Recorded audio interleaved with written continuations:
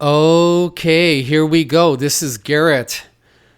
I wanted to share just a little bit of info with you and then make a final point about God's creation. Human scientists, secular scientists, are stating that our eyes can only see about 1/100th of the light spectrum. And if the secular scientists are saying 1/100th, I want to guesstimate that it's more like 1/1000th. Now follow me for a second. So when you look at your house, you look at your pets, you get in your car, you start it, you drive down the road, you see the other vehicles, you steer out of the way of accidents. Hey everybody, could I please ask you a favor? If you don't mind, scroll down below, click our subscribe button because we could really use your help. Thank you very much. You and I are only seeing a tiny, microscopically small amount of reality of what is really there. I remember Chris on YouTube said that he used to practice astral traveling, and one night he lay down in bed, was able to leave his body, went up above through the roof of his house, and he looked out at his city, and it looked like pure Armageddon, like there had been warfare there going on for 20,000 years. He said something like that. How come we can't see that? Because the way God developed our human eyes, God doesn't want us to see everything. We're seeing only a microscopically small amount of His creation. Let me give you one more piece of information. Everything here on earth is made out of atoms. And an atom is basically empty. An atom is 99.999999% empty. If you take your hand is pretty much empty.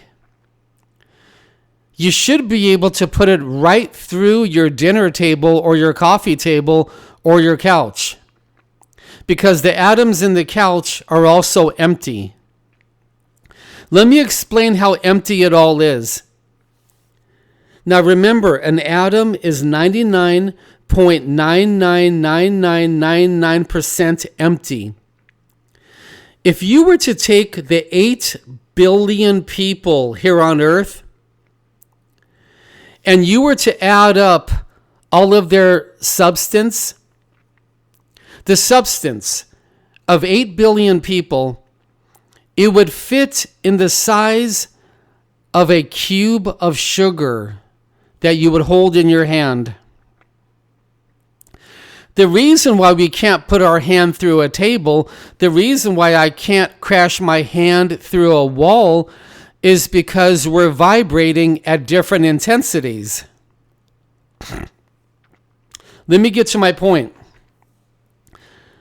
I'm going to share with you that secular scientists are pretty much proving beyond a doubt now that we're living in a simulation. And Christians don't want to hear it, because it crushes your free will lie that you believe in. It crushes your pride. It crushes your ego. We don't want to learn anything new, Garrett. We don't want you changing the way we think. We don't want to change the way we believe in Jesus, who is the Christ. Even the secular scientists are stating that they've proven we live in a simulation.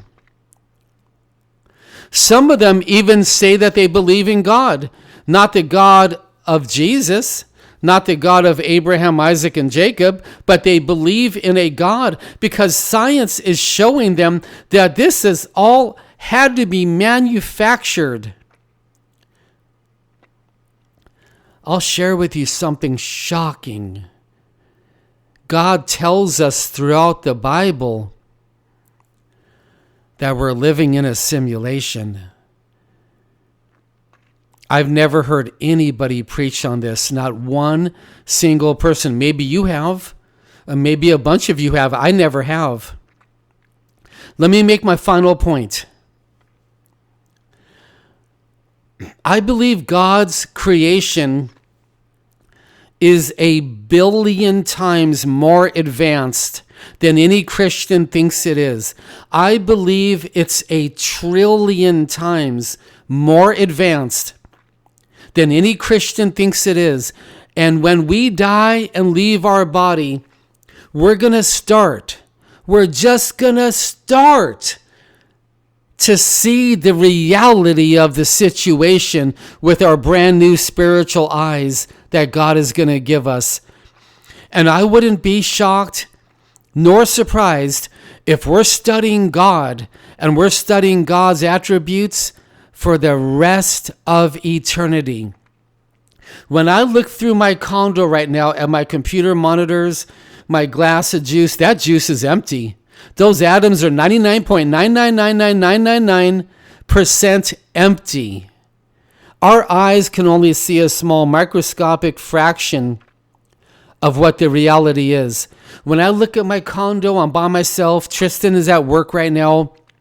I'm speaking in the microphone. This is not the real reality. And that's where I want to end the video. We are not seeing the real reality. We are seeing a microscopically small portion of God's creation, of God's reality. And that's the way God wants it for now. But He's teaching us more and more every day, every month. When you look around your house, when you look at your pets and your children, when you have a date this weekend with your boyfriend or girlfriend, and you see the city lights, the food, you can smell it, you can taste it. You can put your hand on the table like that. You're only seeing a microscopically small amount of the actual reality that we live in. And this is all by God's design.